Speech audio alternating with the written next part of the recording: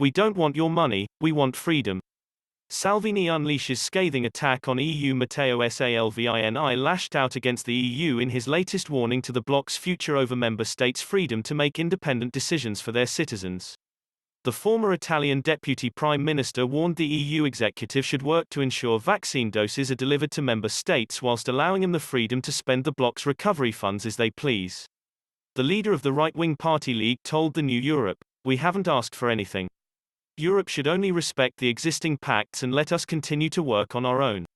The EU should deliver on its promised numbers of vaccines and let Italian entrepreneurs, farmers, fishermen and researchers work without ridiculous regulations that block the further development of a company like Alitalia.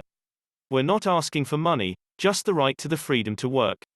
The Recovery Fund, the bloc's flagship economic project aimed at helping member states recover from the catastrophic effects of the pandemic, comes indeed with strings attached.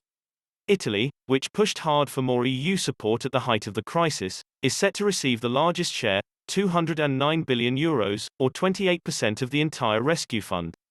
To put extra pressure on the EU, Mr. Salvini met with Hungarian right-wing nationalist Premier Viktor Orban and Polish ally Mateusz Morawiecki on Thursday, to lay the groundwork for a new European political grouping.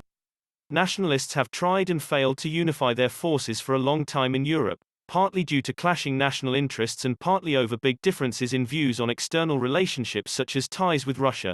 Mr. Orban cultivates a very warm relationship with Russian President Vladimir Putin. Hungary has spoken up against EU sanctions on Russia, uses Russian oil, gas and nuclear power, and became the first EU country to use a Russian vaccine for COVID-19.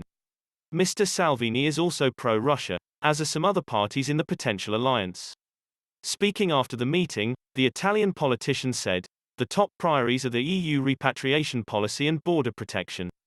When we're talking about these two specific issues, we're asking for more Europe.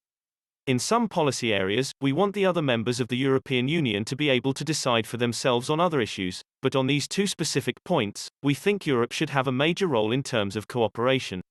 Speaking about a larger vision for the future of the European Union, "I think after the COVID crisis, the EU needs to reinvent itself and find a new soul. The political groups inside the European Parliament should seize the occasion and use it as a way to change. If today we could fuse together the European conservatives and reformists and identity and democracy groups, we could have the second biggest group in the Parliament, a true alternative to the European People's Party, Socialists and Democrats duo." Mr. Morawiecki's PIS party is the main force of the European Conservatives and Reformists, ECR, while Mr. Salvini's League is the strongest member of the Identity and Democracy, ID, group that also includes Marine Le Pen's National Rally from France. Those parties together have 135 of the 705 European Parliament seats, with Fidesz adding another 12.